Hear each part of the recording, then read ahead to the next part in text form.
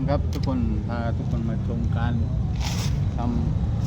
ำผ้าใบกันนะครับผมตอนนี้ก็เป็นขั้นตอนการเข้าเชือกนะครับอันนี้เราก็เป็นการนับเชือกก่อนนะครับทั้งหมดความสูง3 เมตรก็ใช้ประมาณ14 รอบนะครับให้ทุกคนชมไปเรื่อยๆนะครับผม3 4 5 6 7 8 9 10 11 12 3 4 รอบแล้วก็ให้ทุกคนหาอะไรยึดไว้นะครับผมแต่สำหรับผมใช้เป็นน็อตยึดนะครับ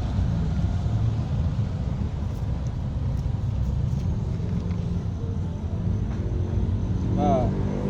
ยิงไว้เลยนะครับผมอันตึงๆหน่อยก็ยิงไว้เลยครับ